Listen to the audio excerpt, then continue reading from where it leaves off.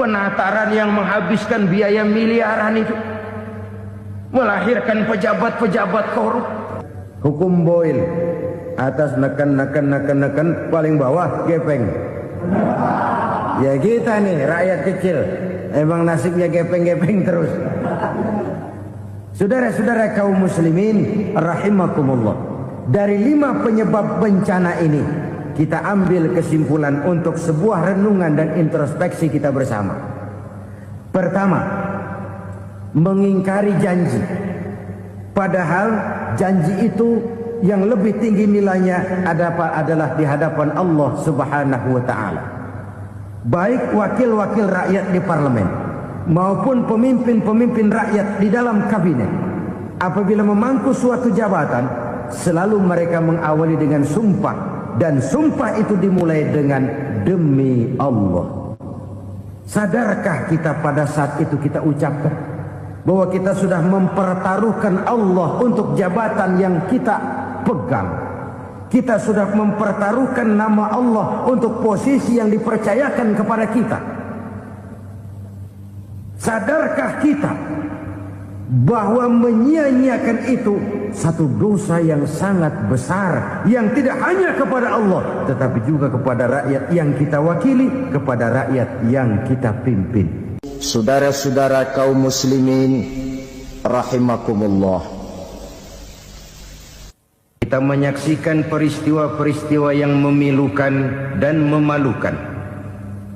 PHK terjadi di mana-mana, pengangguran meningkat, harga-harga membumbung tinggi, daya beli rakyat semakin lemah. Sementara di bidang politik, kejadian-kejadian memberikan indikasi bahwa persatuan dan kesatuan kita sebagai bangsa dewasa ini tengah berada dalam ujian yang berat. Pada jumpa kita kali ini, tanpa bermaksud untuk mencari kambing hitam dari bencana yang kita hadapi, saya ingin menyampaikan sebuah hadis yang diriwayatkan oleh Imam At-Tabarani dari Ibnu Abbas, bahwa Rasulullah sallallahu alaihi wasallam bersabda, khamsun bi khamsin, ada 5 perkara yang dapat menimbulkan 5 macam bencana. Mari kita renungi hadis ini satu demi satu sebagai bahan introspeksi buat kita semua dalam menghadapi bencana yang tengah berlaku sekarang ini. Yang pertama, manaqasa qaumul ahda illa sullita alaihim aduwwuhum. Apabila suatu kaum sudah mengingkari janjinya, maka mereka pun akan dikuasai oleh musuh-musuh mereka. Sederhana saja nampak kalimat dalam hadis ini. Apabila orang sudah mengingkari janji, mereka akan dikuasai oleh musuh-musuh mereka sendiri. Dan musuh kita yang paling utama saat ini adalah kemiskinan dan kebodohan. Kenapa itu terjadi? Karena kita mengingkari janji kita sendiri. Di saat awal-awal berdirinya Orde Baru, kita pernah berjanji untuk melaksanakan Pancasila dan Undang-Undang Dasar 45 secara murni dan konsekuen. Kita berjanji bahwa kita akan menegakkan pemerintah yang bersih dan berwibawa. Itu semua pada permulaannya. Waktu demi waktu berjalan, kita lupa dengan janji yang kita ucapkan itu. Ketuhanan yang Maha Esa kita ucapkan, tapi kesetanan yang luar biasa yang kita lakukan. Kemanusiaan yang adil dan beradab yang kita dengungkan, tetapi kemanusiaan zalim dan biadab yang kita praktekkan. Sederhana saja saudara, hampir setiap pejabat pada posisi-posisi kunci, di awal-awal ia memangku jabatan itu, biasanya ia mengucapkan sumpah dengan lafaz demi Allah, bahwa dalam melaksanakan jabatan ini saya tidak akan menerima hadiah atau pemberian dalam bentuk apapun. Itu pada permulaannya. Lama-lama rupanya hadiah itu asik juga, mulai diterima.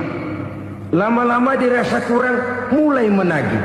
Dan akhirnya terjadilah praktek yang disebut suap menyuap, semir menyemir, dan lain sebagainya. Kalau ini sudah menjadi kenyataan, bagaimana kita mau menegakkan pemerintah yang bersih dan berwibawa?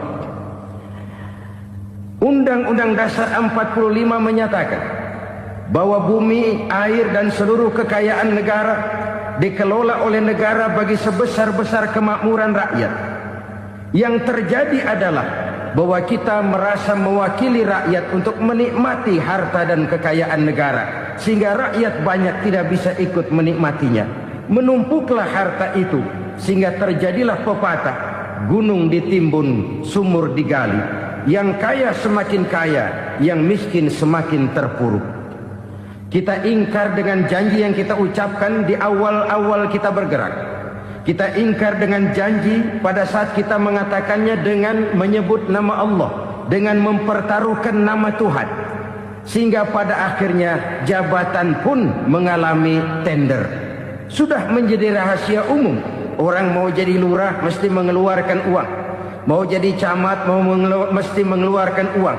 Mau jadi wali kota, bupati, bahkan gubernur, itu ada pasarannya. Secara logika, kalau orang memperoleh satu jabatan karena banyak mengeluarkan uang, tentu pada saat ia mengeluarkan uang, ia sudah punya pemikiran, modal pasti pulang, modal pasti kembali.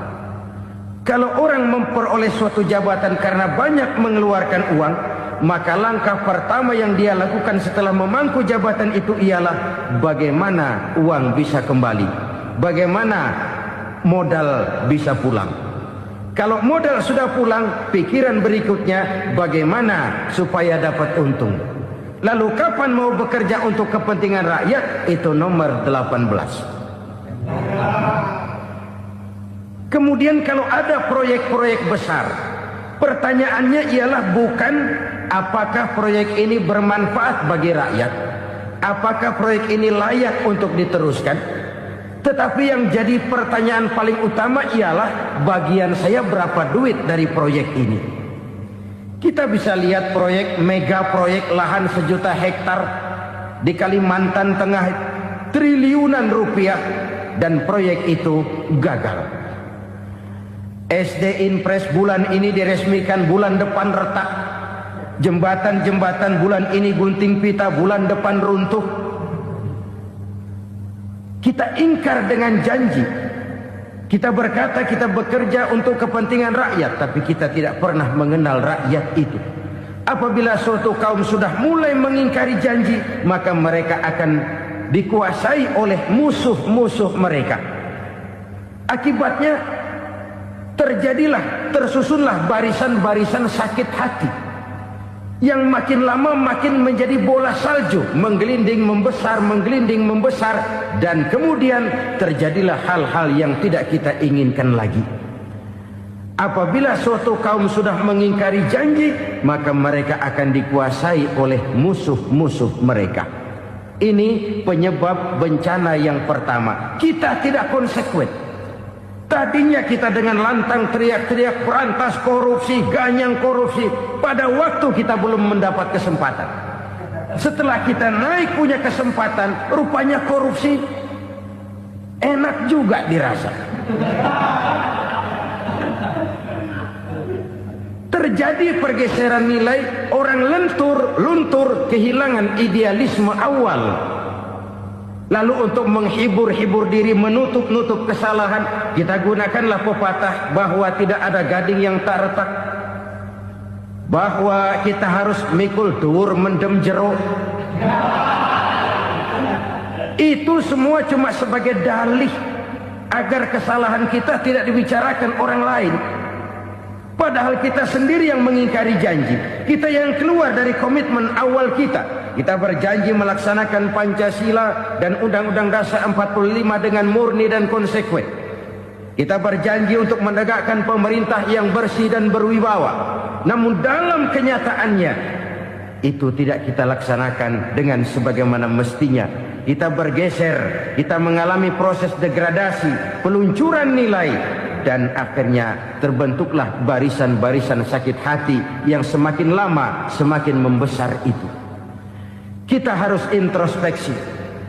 Memang kalau zaman sedang susah, biasanya kambing hitam laris, tukang kompor gentayangan. Itu dari dulu selalu mencari kambing hitam. Karena itu kita tidak bicara orang, kita tidak bicara siapa yang salah, kita bicara sistem. Dan sistem itu bisa mengena siapa saja. Kalau orang sudah mulai mengingkari janji, bergeser dari komitmen awal, itu sudah mulai ia mengalami proses peluncuran, proses degradasi. Ini penyebab yang pertama. Kita tidak lagi konsekuen bahwa bumi, air, sumber daya alam adalah milik negara, dikuasai oleh negara, digunakan bagi sebesar-besar kemakmuran rakyat. Ternyata rakyat yang makmur itu tidak merupakan gambaran yang menyeluruh dari rakyat kita.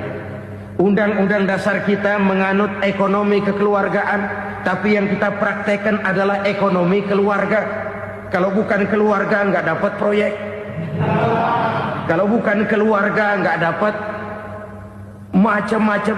Kekeluargaan kita rubah menjadi keluarga. Timbullah penyakit nepotisme. Kita bergeser, kita ingkari janji, dan kita anggap kita atasnamakan rakyat. Rakyat cuma sekedar jadi adres, rakyat cuma sekedar jadi alamat, tetapi kehidupan mereka tidak banyak berubah dan tidak banyak terangkat. Kaum muslimin rahimakumullah, ini penyakit yang pertama, penyebab bencana yang pertama. Yang kedua kata Nabi, wa ma hakamu bighairi ma anzalallah. Apabila hukum yang diterapkan sudah tidak lagi bersumber dari hukum Allah, illa fasha fihimul faqru, maka akan bertebaranlah kemiskinan di mana-mana. Ini artinya apa?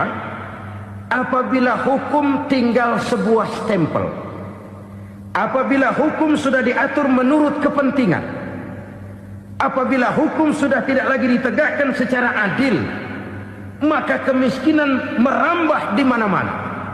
Hukum diatur menurut selera orang yang sedang berkuasa, maka yang benar bisa jadi salah, yang salah bisa jadi benar. Hukum dalam kenyataan hidup berlaku seperti pisau. Pisau itu kan saudara lihat, yang namanya pisau dimanapun itu tajamnya ke bawah, ke atas tumpul.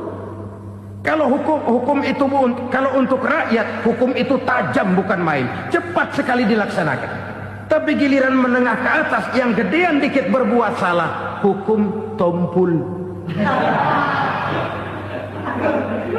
Hukum pura-pura tidak dengar. Akibatnya terluka rasa keadilan rakyat. Satu kasus rakyat diam, dua kasus rakyat diam, tiga kasus rakyat diam. Kasus terakumulasi di hati rakyat. Luka rasa keadilan, dan itu menjadi sumber bencana. Penjarahan, kita tidak setuju itu. Tapi kita harus melihat kausalnya. Itu kan tidak berdiri sendiri. Itu kan karena terlukanya rasa keadilan rakyat. Melihat kesempatan ini tidak merata. Kalau rakyat ini yang ngajukan kredit ke bank, walaupun jumlahnya cuma jutaan, ratusan ribu, susahnya 17 sekat. Tapi ada orang-orang tertentu yang agunannya palsu, jaminannya palsu, bawa kata belece, bukan cuma miliaran, triliunan kredit bisa keluar. Terluka rasa keadilan, hilangnya kesempatan. Rakyat cuma dapat kesempitan, jarang dapat kesempatan. Dari lukanya rasa keadilan ini, memang ya entah lipstik, entah basa-basi, dibentuklah tim ini, dibentuklah badan pengawas ini, dibentuklah tim ini. Kalau membentur tahu, hancur tahu. Tapi kalau tim yang dibentuk membentur karang, bukan karangnya yang hancur biasanya, timnya yang bubar. Kenapa? Yang dibentur batu karang yang sangat keras. Kita main-main dengan hukum. Kita tidak konsekuen dengan hukum. Luka rasa keadilan dan itu terakumulasi. Edi Tamsil, rakyat tahu, terakumulasi. Menguap begitu saja. Kasus-kasus lain rakyat tahu, menguap begitu saja. Ketidakadilan terakumulasi, mengendap di hati rakyat, menunggu ledakan. Pada saat sumbu meledak, rakyat tidak bisa dibendung lagi. Oke, kita tidak setuju dengan penjarahan, tapi jangan melihat itu sebagai peristiwa yang berdiri sendiri. Kenapa itu terjadi? Kausalnya kenapa? Oke, kita tidak setuju memang, tapi yang dijarah oleh rakyat kan memang cuma untuk perut. Yang dijarahkan beras, yang dijarahkan televisi, yang dijarahkan kulkas yang masih bisa dihitung, yang memang real untuk kebutuhan rakyat. Penjara berdasi kepala botak yang menguras uang rakyat habis-habisan, enak saja melenggang dalam kehidupan ini. Makin terluka rasa keadilan rakyat. Apabila hukum yang diterapkan sudah menyimpang dari keadilan yang diajarkan Allah, fasyafihimul fakru, bertebaranlah kemiskinan. Aneh, memalukan, memilukan. Sebuah negara agraris yang katanya pulaunya hijau royo-royo, gemari palau jenawi toto tentem kertora harjo, yang tahun 93 pernah mendapat penghargaan dari FAO, Badan Pangan Sedunia, sebagai negara yang berhasil dalam swasembada pangan. Sekarang ini kita terpaksa betul beli beras dari Vietnam, beli beras ke Kamboja, beli kedelai dari Kamboja. Kenapa? Lahan sawah kita habis ditanami pabrik. Teknologi kita, teknologi loncatan yang non-applied, tidak terpakai oleh kita.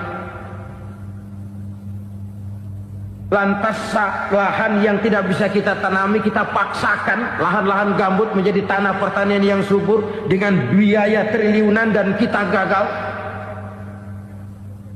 Kita cari jarum dan kapak hilang. Kita mau jadi negara industri dengan loncatan teknologi yang maju, kita lupakan pola pijak kita sebagai negara agraris, dan akhirnya kita kecolongan. Lihatlah dewasa ini. Rakyat kita antri sembako di mana-mana. Di sebuah negara agraris. Ketidakadilan melahirkan kemiskinan. Kemiskinan moral dan kemiskinan material. Kemiskinan moral, rakyat nggak percaya lagi sama pejabat. Rakyat mengalami krisis figur. Orang, alah lu ngomong dah sama ember.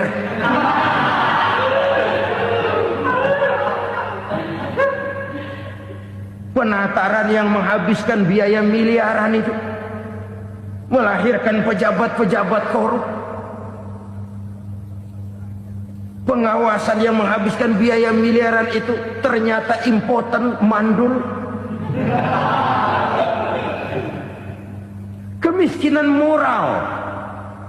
Jujur saya berkata, saudara-saudara, setelah pintu reformasi dibuka, itu yang masuk memang macam-macam. Ada yang memang punya tujuan murni, konsekuen dan punya konsep. Ada yang nunggu di tikungan. Begitu mobil lewat nyamber pintu, berangkat ikut reformasi.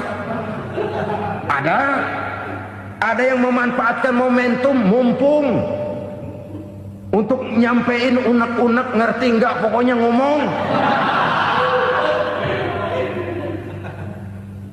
Sehingga keadaan semakin rancu, kebingungan semakin menjadi-jadi, masalah yang paling urgen tidak terselesaikan. Sekarang ini orang berpikir mendingan jadi pala ular daripada jadi buntut macan. Buntut macan memang hebat macan, tapi kalau buntutnya cuma ugel-ugel di belakang buat apa? Mendingan jadi pala ular, kecil juga nyaplok. Artinya, ya biar kecil juga kalau punya partai kan gagah. Lalu rame-rame bikin partai kayak bikin arisan. Orang makin mengalami dislokasi. Semua mau jadi pahlawan, semua mau nomor satu, semua ngomong. Iya kalau bidangnya, kalau bukan makin rancu. Marilah lewat kesempatan ini saya mengajak kita untuk tahu diri.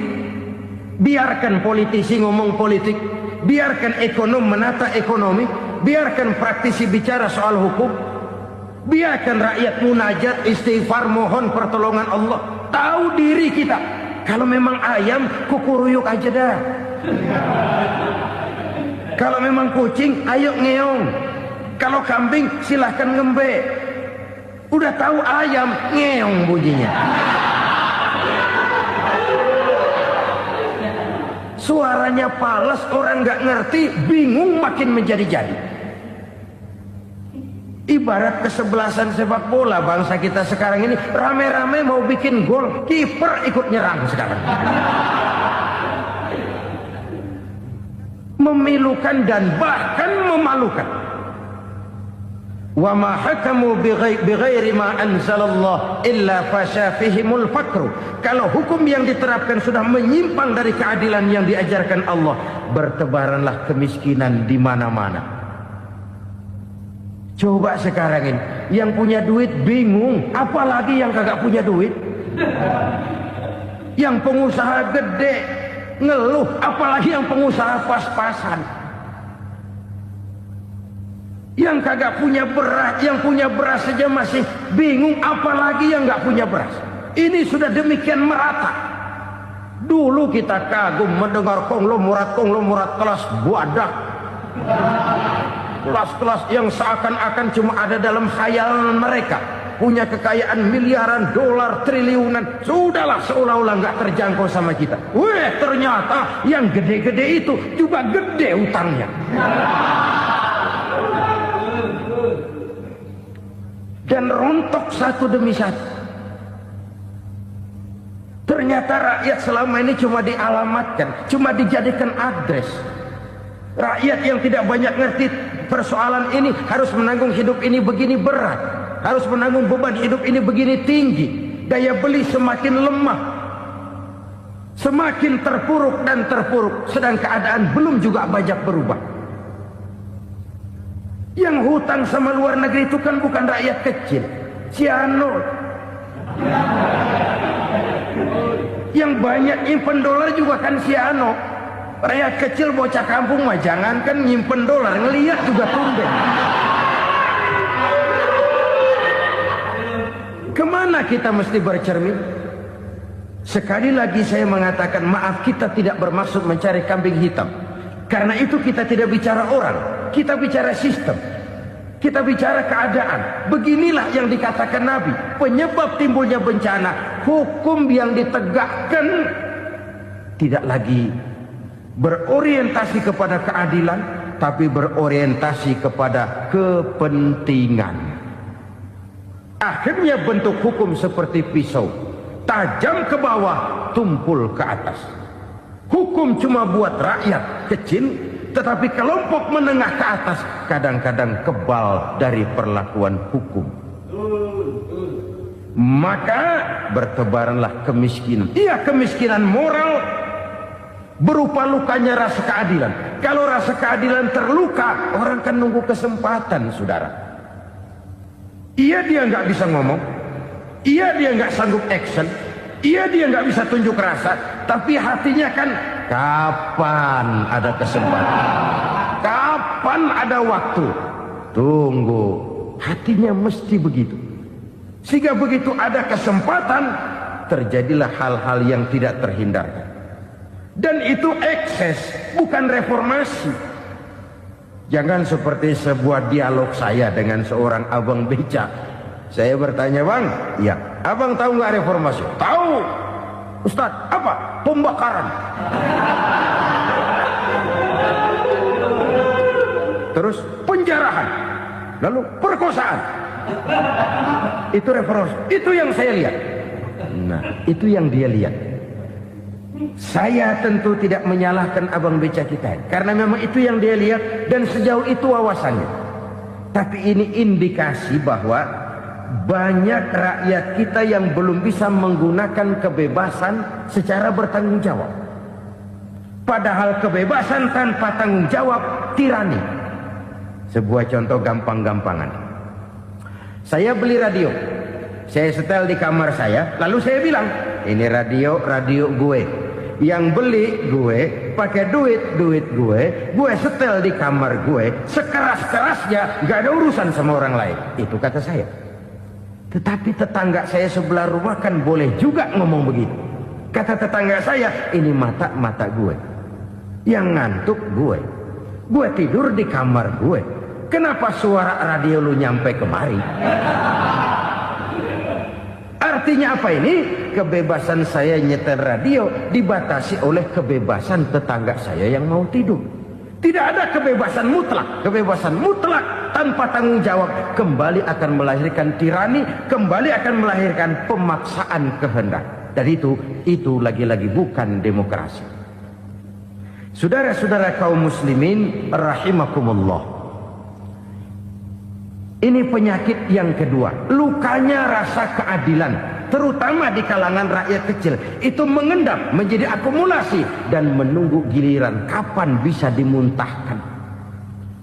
Dengan kata lain, rakyatnya udah banyak banget makan yang perutnya jadi enak, nyelam.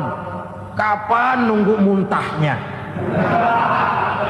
Udah begini banyak akumulasi yang mereka pendam di perut ini, sehingga ketika terjadi kesempatan itu sudah tidak terkendalikan lagi. Kita out of control. Saya tidak mentolerir sikap-sikap kekerasan. Bahkan saya lebih cenderung bahwa kalau di rumah kita banyak tikusnya saja racuni, jangan rumah dibakar. Bahwa ada korupsi, iya. Ada kolusi, memang. Ada nepotisme, tentu. Tetapi tikusnya saja racuni. Jangan rumah dibakar. Masa mau ngusir tikus bakar rumah? Tikusnya lari, tikusnya selamat, rumahnya ewes-ewes.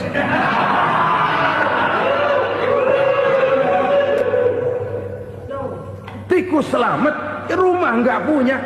Masalah nggak terselesaikan dengan sebagaimana yang kita harapkan. Kita sepakat ini negara hukum, dan di hadapan hukum semua manusia itu sama. Itu prinsip yang diajarkan Allah. Al-musawat bainan nas fi takalifil ahkam. Semua manusia sama dalam berhadapan dengan hukum Allah Subhanahu wa taala.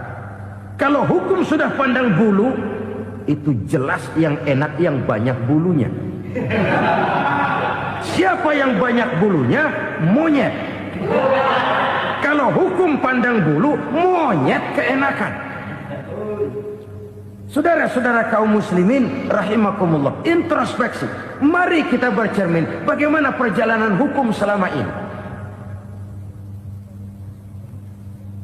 Kalau introspeksi ini kita temukan, lalu ada upaya untuk memperbaiki diri. Jangan menggunakan tak ada gading yang tak retak, mikul duwur mendem jero untuk menutup-nutupi kesalahan orang.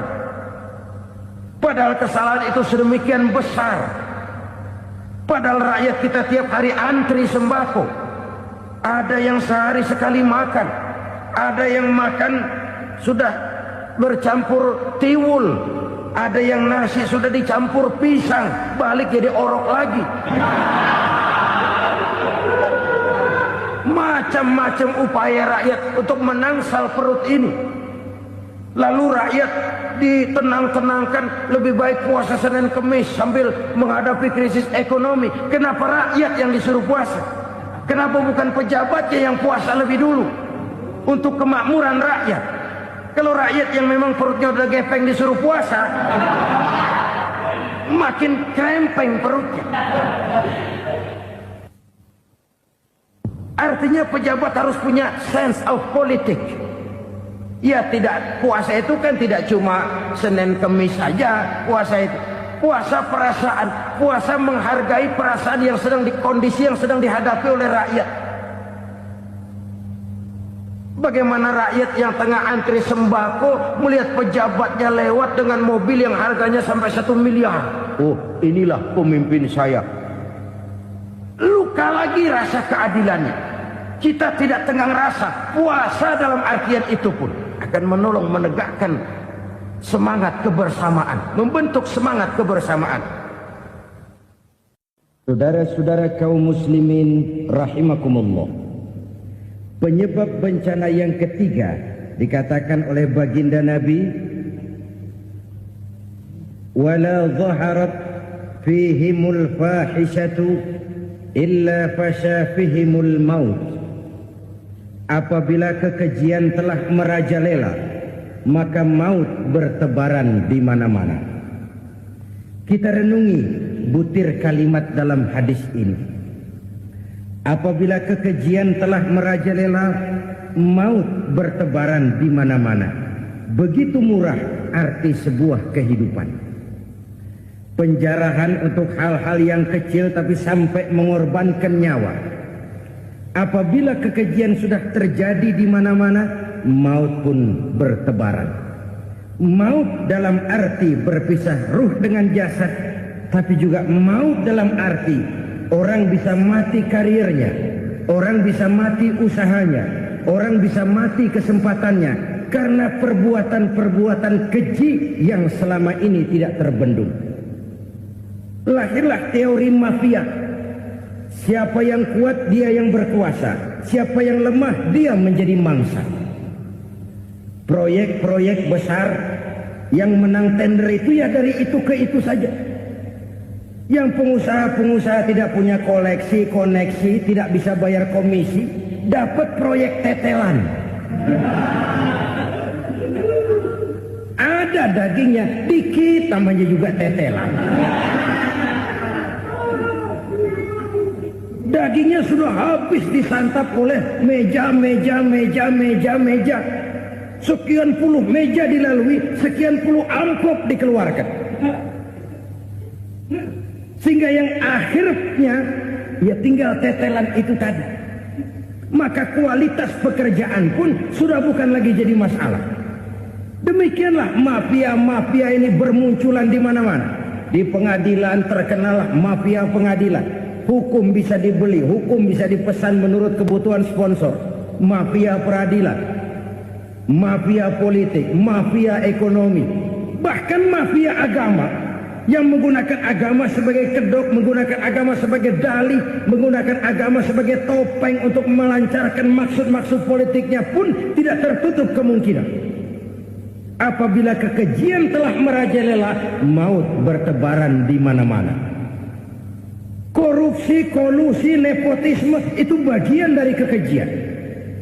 Kita selama ini kalau mendengar maksiat, itu yang terbayang cuma judi, mabuk, zina. Iya itu maksiat. Tapi korupsi, kolusi, nepotisme itu juga maksiat dalam bentuk lain.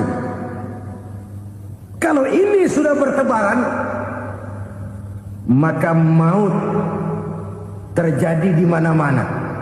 Jangan bayangkan cuma mati orangnya, itu sih kewajiban. Yang menyakitkan itu orangnya masih hidup tapi dibikin mati. Karirnya mati. Kenapa? Karena yang diperlukan bukan cuma orang pinter tapi orang taat. Biar pinter, kalau nggak taat minggir. Biar bodoh, kalau taat bisa nyenangin atasan, bisa nyemur. Kumaha juragan wae ayeuna mah. Itu yang kadang-kadang dapat penghargaan. Tidak ada prestasi kerja kecuali bikin senang orang di atas. Kita lihat di desa-desa jalan rusak. Kalau ada berita pejabat anak mau turun, jalan rata sekali. Sampai tanah dari mana aja dikeruk buat ngeratain tuh jalan. Pejabat pulang legok lagi jalanan. Katanya kita kerja buat rakyat, nyatanya kita cuma melayani atasnya. Kenapa? Terjadi lingkaran setan. Seperti kata lagu Dul Sumbang itu. Mahasiswa takut sama dosen, dosen takut sama dekan, dekan takut sama rektor, rektor takut sama menteri, menteri takut sama presiden, presiden takut sama mahasiswa. Lah muter balik lagi. Lingkaran setan. Lingkaran setan. Saudara-saudara kaum muslimin rahimakumullah. Kekejian yang merajalela, praktek-praktek mafia yang tertuang dalam kehidupan sehari-hari menyebabkan orang mati karirnya, jasad masih hidup, karir mati, itu menyakitkan. Mati bisnisnya. Rakyat kecil pernah senang ketika cengkeh booming, harganya bagus, rakyat banyak yang pergi haji. Lalu mau ditata, lahir tata niaga cengkeh, malah amburadul. Harga cengkeh jatuh, petani cengkeh kecil menjerit. Siapa yang untung? Segelintir orang. Masihkah kita pakai atas nama rakyat untuk kepentingan nasional? Padahal yang nyanyi cuma segelintir orang. Masihkah kita mau bohongi rakyat ini dengan mobil nasional tapi bikinan Korea? Masihkah kita mau bermain verbalisme, bermain kata? Ini sebuah masa lalu yang tidak perlu terulang lagi untuk masa-masa yang akan datang. Kekejian merajalela, orang mati karir. Bisa mati usaha, mati bisnis. Usahanya maju, dirangkul, hancur. Usahanya maju, dipukul, hancur, tenggelam. Bahkan yang memilukan dan memalukan badan-badan usaha milik negara itu dikebiri sedemikian rupa sehingga tidak menghasilkan hal-hal yang bermanfaat buat negara. Saudara-saudara kaum muslimin rahimakumullah, kalau nafsu yang sudah mengatur itu semua, maka kekejian pun merajalela. Orang sudah pakai teori mafia, yang kuat dia yang menang, yang kuat dia yang berkuasa, yang lemah silakan minggir di sudut-sudut kehidupan. Kalau kekejian seperti ini merajalela, maut bertebaran di mana-mana. Banyak orang mati karirnya, banyak orang mati usahanya, banyak orang mati imajinasinya. Sekarang ini dalam dunia seni yang banyak karyawan seni, bukan seniman. Seniman itu kan dilahirkan. Lain seniman, lain karyawan seni. Sekarang yang banyak karyawan seni, bukan seniman. Mati karir, mati imajinasi, mati improvisasi. Sehingga kehidupan persis sinetron. Sinetron itu yang kita lihat rumah mewah, yang kita lihat rumah bagus. Gak pernah kita lihat di sinetron kita ini rakyat antri sembako. Kita dijejali hal-hal yang indah, yang wah, yang membuat kita tenggelam dalam gaya hidup instan, tenggelam dalam gaya hidup wah. Kita lupa dengan realitas keseharian di tengah-tengah masyarakat kita. Lahirlah kelompok-kelompok selebritis, dibesarkan oleh berbagai media. Selebritis pilek aja masuk koran, pilek.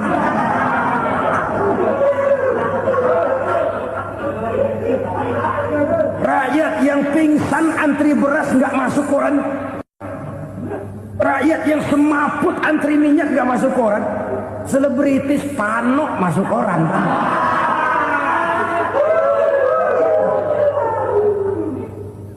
Kita besarkan hal-hal kecil, kita kecilkan hal-hal besar. Kenapa? Kita mengejar opla, kita profit oriented, tidak lagi berorientasi kepada realitas hidup yang kita hadapi ini. Kalau kekejian sudah merajalela kata Nabi, maka maut bertebaran di mana-mana. Maut dalam artian maut, coba lihat sekarang begitu murah nyawa. Karena 1000 perak orang mau nusuk bunuh. Karena beras seliter orang khilaf. Begitu murah kehidupan. Tapi kekejian dalam bentuk korupsi, kolusi, nepotisme, kekejian dalam bentuk itu mematikan karir, mematikan bisnis, mematikan imajinasi, mematikan kreativitas. Itu juga maut dalam bentuk lain akibat kekejaman lain. Ini penyebab yang ketiga. Yang keempat, penyebab bencana menurut baginda Rasul, wala tuffiful mikyala illa muni'un nabat. Apabila timbangan sudah dicurangi, maka tercegahlah tumbuh-tumbuhan. Apabila timbangan sudah mulai curang, maka terjadilah musim paceklik. Apabila bisnis sudah bergaya mafia tadi itu, kecurangan-kecurangan terjadi, tender di balik pintu, yang dimenangkan cuma kelompok-kelompok yang bisa memberikan presentasi yang besar, muni'un nabat, terjadilah paceklik. Paceklik, panen gagal, wereng ya wereng, kemarau panjang, it's okay, air sulit, iya, tetapi kan semua itu ada yang ngatur. Kemarau ada yang ngatur, belalang itu ada yang ngatur, air itu juga ada yang ngatur. Yang ngatur itu yang serba maha. Kalau ia murka melihat kecurangan timbangan, Allah itu kalau murka kan gampang saja, tinggal komandoin balang, lang, hancurin tuh sawah. Konvoy belalang, konvoy. Allah tinggal ngutik angin El Nino, mampir lo ke Indonesia. Hujan gak turun-turun, kemarau panjang. Jadi kalau musim kemarau kan namanya anginnya El Nino. Kalau musim hujan anginnya namanya La Nina. Cakep namanya, kejem orangnya. Saudara lihat Cina sekarang sedang kena La Nina, banjir besar, ribuan orang meninggal. Dia mah ribuan mati kagak berasa, rakyatnya miliaran. Bangladesh lagi ngalami La Nina, India lagi ngalami La Nina. Angin, hujan, kemarau, belalang itu kan ada yang ngendaliin. Kuncinya bukan di belalangnya, kuncinya bukan di peredaran matahari berputar, kuncinya di atas yang mengatur semua itu. Kalau timbangan sudah mulai curang, pengusaha sudah nggak mau jujur, apa nggak bikin perut jadi mual? Begitu rakyat antri sembako pingsan nggak dapat beras, sementara beras ditumpuk-tumpuk sampai membusuk. Kemana hati nuraninya? Kemana akal pikirannya? Kemana mereka yang berbuat atas nama rakyat tapi melihat rakyat susah tidak tergerak hatinya? Apabila timbangan sudah mulai dicurangi, bisnis sudah mulai melenceng, maka terjadilah paceklik. Sebuah negara yang berhasil dalam swasembada pangan, lalu sekarang menjadi negara yang rakyatnya antri untuk memperoleh kebutuhan pangan. Saudara-saudara kaum muslimin rahimakumullah, ini intinya adalah kecurangan. Kalau kecurangan sudah terjadi di mana-mana, dan ini milik siapa saja, bukan soal tempat, bukan soal jabatan, soal manusianya, SDM-nya. Kecurangan tidak cuma terjadi di kantor, di masjid bisa terjadi kecurangan. Korupsi tidak hanya bisa terjadi di kantor, di madrasah bisa ada korupsi. Faktor manusianya, ini soal SDM. Kecurangan yang besar, tentu besar lagi kerugiannya. Kecurangan yang kecil, kecurangan sehari-hari, pedagang-pedagang kecil ngurangi timbangan, barang yang buruk dikatakan baik, yang baik dikatakan buruk, itu merugikan perorangan. Kecurangan yang besar merugikan bangsa dalam bentuk total, dalam bentuk seutuhnya. Nah, kecurangan-kecurangan seperti ini rakyat kan lihat, rakyat kan tahu, dan itu kembali terakumulasi di sini, pegel.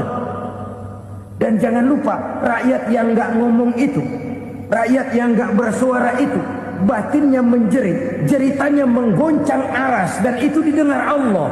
Yadullah fauqal jamaah, kata Nabi. Tangan Tuhan di atas orang banyak. Jeritan hati rakyat menggoncang aras. Rakyat yang terlalu banyak dizolimi, rakyat yang terlalu banyak dirugikan, ya rakyat yang terlalu banyak di atas namakan, menjerit batinnya, menggoncang aras, dan Allah bisa menggerakkan apa saja untuk membuat satu situasi. Allah bisa menggerakkan apa saja untuk membuat satu situasi. Saudara-saudara kaum muslimin rahimakumullah, ini faktor yang ketiga, timbulnya kecurangan. Faktor yang keempat maksud saya. Yang kelima, penyebab timbulnya bencana menurut baginda Nabi, wala muni'uz zakat wala muni'uz zakat illa hubbisa anhumul qatr. Apabila zakat enggan dibayar, maka tercegahlah qatrun. Qatrun ini kalau bahasa kita sembako. Maka tercegahlah kebutuhan-kebutuhan yang kita perlukan. Nih, kita tidak meragukan bahwa yang kita tuju adalah masyarakat yang adil dalam kemakmuran dan makmur dalam keadilan. Nah, antara kemakmuran dan keadilan ini memang sering tidak bisa berjalan seiring. Pada saat kemakmuran kita kejar, ekonomi kita pacu, ada nilai-nilai keadilan yang tertinggal. Pada saat nilai keadilan kita tegakkan benar-benar, ada unsur-unsur kemakmuran yang terabaikan.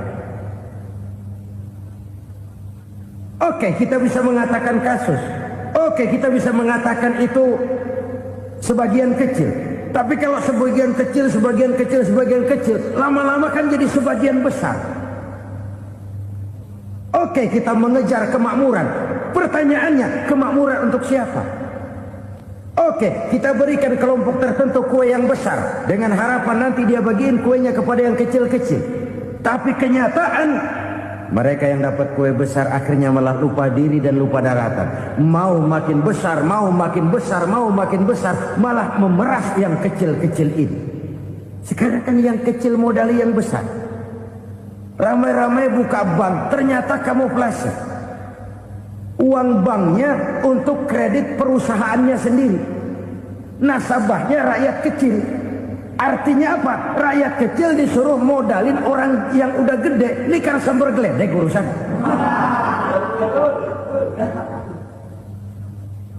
Ini kan permainan apa lagi? Rakyat kecil suruh modali yang gede. Nasabahnya rakyat kecil, kumpulkan uangnya di bank, kucurkan kredit kepada perusahaannya sendiri. Bukankah itu rakyat kecil suruh modali yang gede? Sudah begitu kejamkah kita untuk meraih keuntungan dengan mengorbankan orang kecil ini?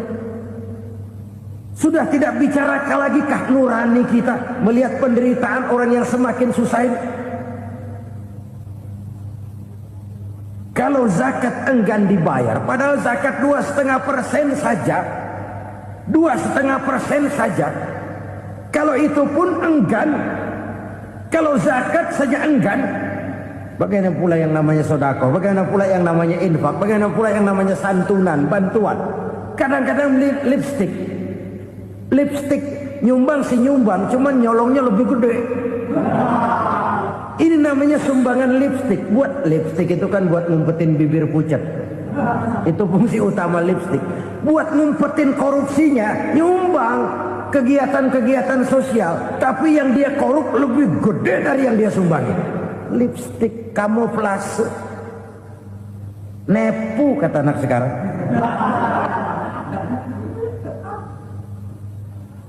Saudara-saudara kaum muslimin rahimakumullah. Demikian berat kewajiban zakat ini sampai di zaman Sayyidina Abu Bakar pernah keluar komando perangi orang yang enggan membayar zakat. Perangi. Karena fungsi zakat adalah menjembatani antara si kaya dengan si miskin. Bahwa ada kemiskinan itu Qur'ani. Allah menyatakan, aku melebihkan rezeki sebagian kamu dari yang lain. Ini kan kesenjangan. Allah melebihkan rezeki sebagian kamu dari yang lain. Ada itu. Tetapi itu berjalan secara nature. Nah, kalau direkayasa, Yang kaya semakin kaya, yang miskin semakin terpuruk. Yang sudah besar dapat proyek besar, yang kecil dapat tetelan. Ini kan rekayasa namanya. Kesenjangan yang direkayasa ini yang kita harus kikis.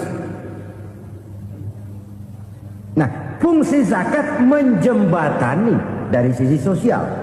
Dari sisi pribadi, Nabi berpesan, zakku amwalakum biz zakat.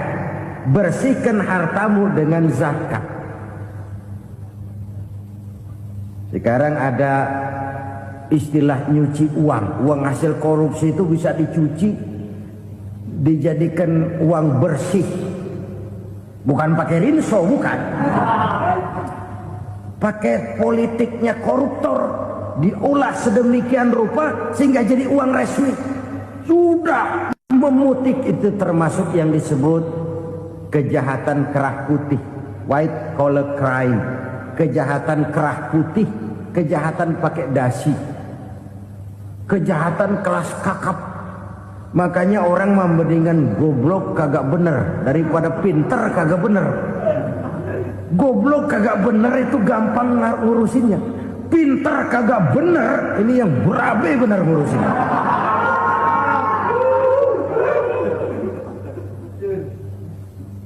Kita bukan cuma perlu orang pinter kok di zaman sekarang. Kita perlu orang-orang benar, yang punya komitmen, yang sesuai kata dan perbuatan, yang bisa merasakan apa yang dirasakan oleh rakyat, yang punya sense of politik yang tinggi, yang peka, yang penuh keterbukaan, yang punya wawasan dan pandangan jauh ke depan.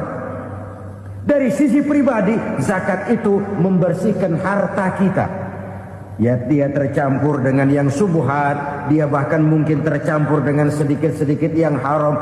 Itu zakku amwalakum biz zakat. Bersihkan hartamu dengan zakat itu. Pada sisi sosial ia menjembatani, pada sisi pribadi ia membersihkan harta kita. Karena itu kalau kita berdoa minta rezeki, syarat rezeki itu halalan thayyiban wasi'an. Nggak pernah kurang dari 3 itu. Halal, bagus, banyak. Halal, bagus, tapi sedikit, susah ngaturnya. Halal, banyak, tapi kurang bagus. Buat apaan? Bagus, banyak, tapi haram. Enggak ada artinya. Sebab kata Imamul Ghazali, kalau kau terlalu suka memakan makanan yang haram, dikunyah masuk ke dalam perut besar, digiling oleh perut besar, menghasilkan energi, menggerakkan sel-sel pembuluh saraf, kau juga akan cenderung berpikir yang haram. Kalau sudah cenderung berpikir yang haram, perbuatan pun akan mengarah kepada perbuatan-perbuatan yang haram. Dulu waktu kelompok Jimbaran 200 konglomerat Indonesia kumpul, dihimbau supaya sekian persen kasih pengusaha-pengusaha lemah. Itu kan cuma sekedar belas kasihan, tidak banyak menolong keadaan. Dan bukan itu yang diperlukan pengusaha-pengusaha kecil. Yang diperlukan adalah berikan kami kesempatan seperti mereka dapat kesempatan. Berikan kami peluang seperti mereka juga dikasih peluang. Kalau cuma dikasih 100 juta, 200 juta hari ini, usaha kami nggak ada prospeknya, peluang kagak ada, kan sama juga bohong. Diceburin ke kali, disuruh berenang, tangan diikat, mendingan mampusin ketahuan. Ayo berenang, berlomba, tangan diikat, kaki diikat. Sama saja nyuruh mati. Jadi jangan kasih ikannya, kasih kailnya. Yang diperlukan pengusaha kecil menengah ke bawah itu bukan cuma sekedar belas kasih dari konglomerat-konglomerat besar. Berikan kami peluang seperti mereka juga dapat peluang. Berikan kami kesempatan seperti mereka dapat kesempatan. Berikan kami kredit dengan kemudahan seperti mereka juga kalau minta kredit begitu mudahnya. Menciptakan peluang dan kesempatan, pemerataan. Bukan menciptakan manusia Indonesia dengan standar ekonomi yang sama, semua rumahnya harus sama, semua punya mobil. Itu sih kebersamaan bebek. Bebek, coba lihat bebek, satu ngalor semua, satu ngidul semua.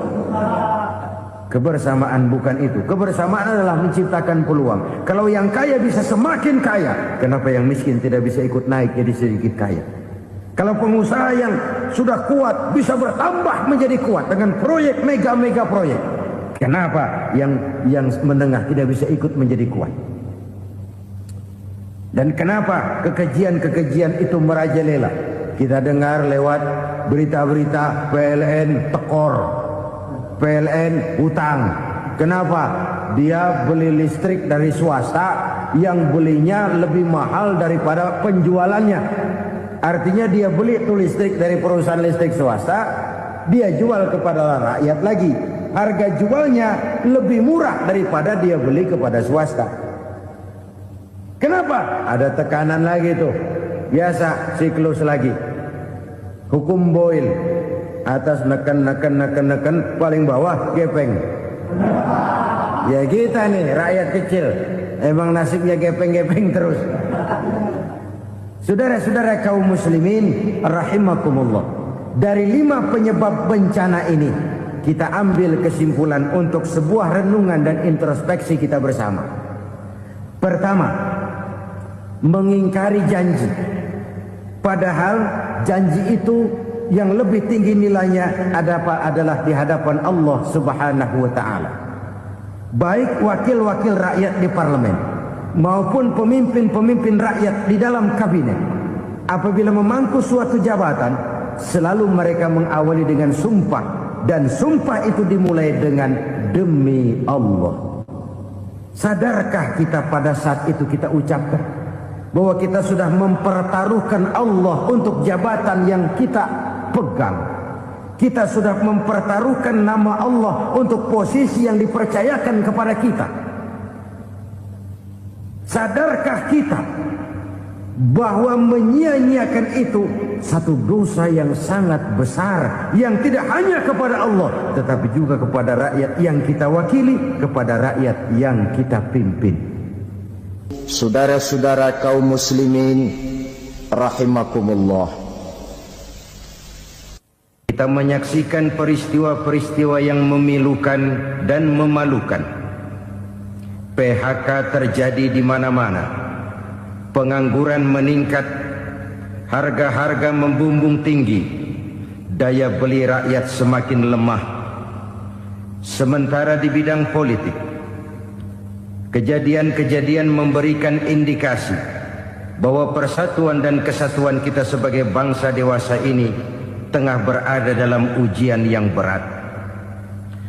Pada jumpa kita kali ini, tanpa bermaksud untuk mencari kambing hitam dari bencana yang kita hadapi, saya ingin menyampaikan sebuah hadis yang diriwayatkan oleh Imam At-Tabarani dari Ibnu Abbas, bahwa Rasulullah sallallahu alaihi wasallam bersabda, khamsun bi khamsin, ada 5 perkara yang dapat menimbulkan 5 macam bencana.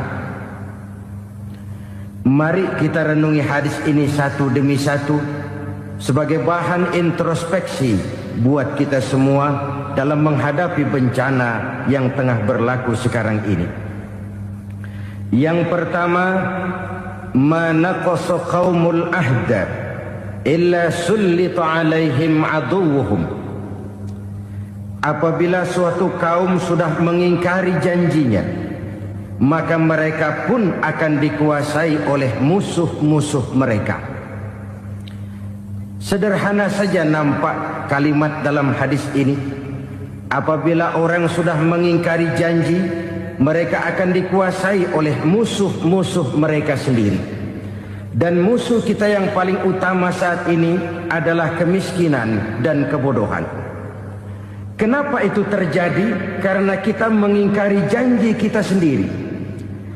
Di saat awal-awal berdirinya Orde Baru, kita pernah berjanji untuk melaksanakan Pancasila dan Undang-Undang Dasar 45 secara murni dan konsekuen.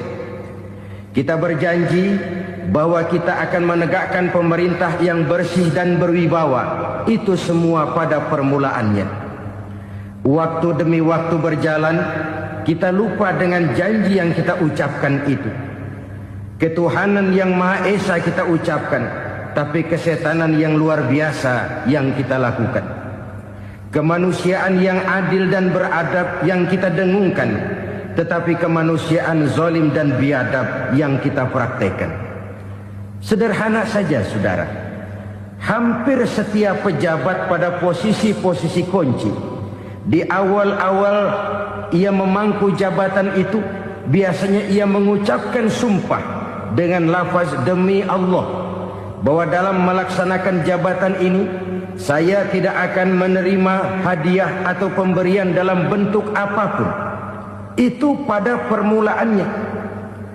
Lama-lama rupanya hadiah itu asik juga, mulai diterima. Lama-lama dirasa kurang, mulai menagih. Dan akhirnya terjadilah praktek yang disebut suap menyuap, semir menyemir, dan lain sebagainya. Kalau ini sudah menjadi kenyataan, bagaimana kita mau menegakkan pemerintah yang bersih dan berwibawa? Undang-Undang Dasar 45 menyatakan bahwa bumi, air, dan seluruh kekayaan negara dikelola oleh negara bagi sebesar-besar kemakmuran rakyat. Yang terjadi adalah bahwa kita merasa mewakili rakyat untuk menikmati harta dan kekayaan negara, sehingga rakyat banyak tidak bisa ikut menikmatinya. Menumpuklah harta itu sehingga terjadilah pepatah, gunung ditimbun, sumur digali.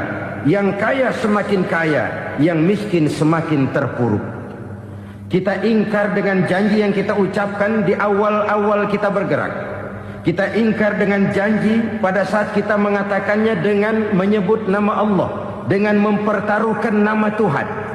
Sehingga pada akhirnya jabatan pun mengalami tender. Sudah menjadi rahasia umum. Orang mau jadi lurah mesti mengeluarkan uang. Mau jadi camat mesti mengeluarkan uang. Mau jadi wali kota, bupati, bahkan gubernur, itu ada pasarannya. Secara logika, kalau orang memperoleh satu jabatan karena banyak mengeluarkan uang, tentu pada saat ia mengeluarkan uang, ia sudah punya pemikiran, modal pasti pulang, modal pasti kembali. Kalau orang memperoleh suatu jabatan karena banyak mengeluarkan uang, maka langkah pertama yang dia lakukan setelah memangku jabatan itu ialah bagaimana uang bisa kembali, bagaimana modal bisa pulang.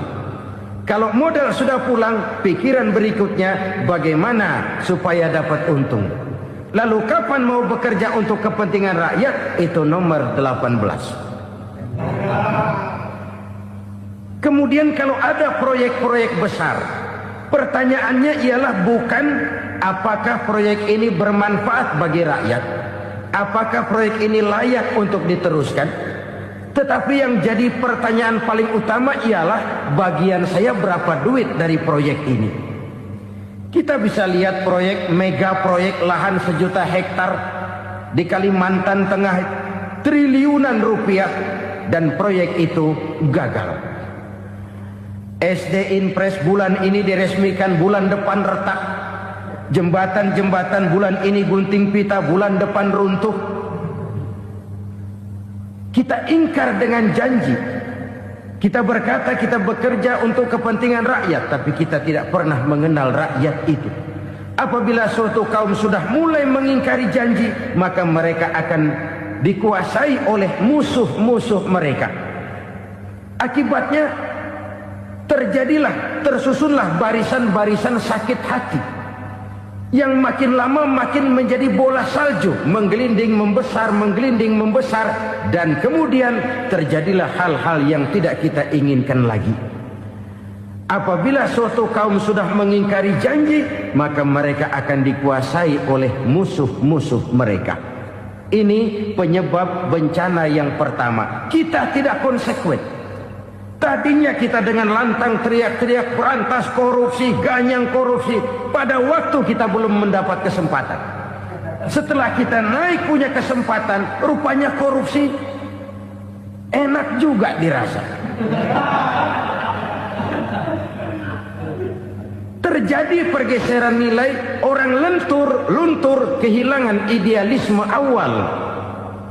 Lalu untuk menghibur-hibur diri, menutup-nutup kesalahan, kita gunakanlah pepatah bahwa tidak ada gading yang tak retak, bahwa kita harus mikul dur mendem jero. Itu semua cuma sebagai dalih agar kesalahan kita tidak dibicarakan orang lain.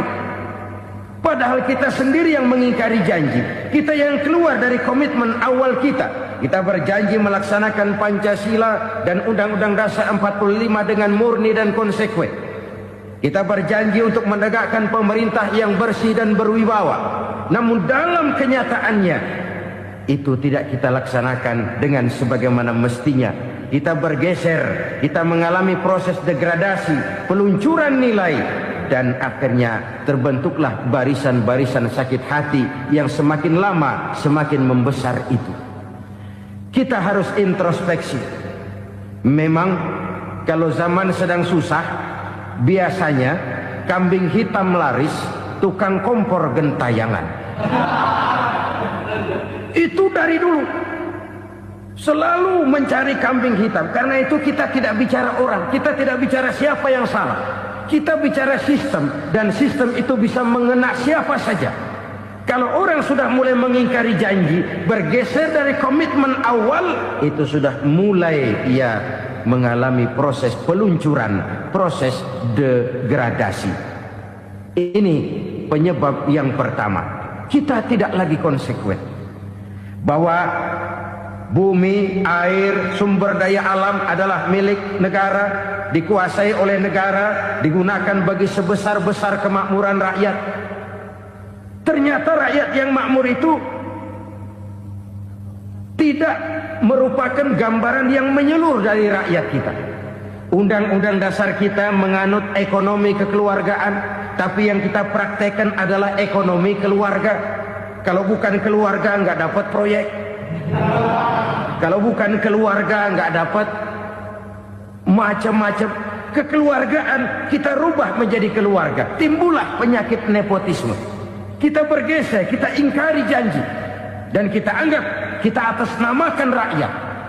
Rakyat cuma sekedar jadi address, rakyat cuma sekedar jadi alamat, tetapi kehidupan mereka tidak banyak berubah dan tidak banyak terangkat. Kaum muslimin rahimakumullah, ini penyakit yang pertama, penyebab bencana yang pertama. Yang kedua kata Nabi, wa ma hakamu bighairi ma anzalallah. Apabila hukum yang diterapkan sudah tidak lagi bersumber dari hukum Allah, illa fasya fihimul faqru, maka akan bertebaranlah kemiskinan di mana-mana. Ini artinya apa?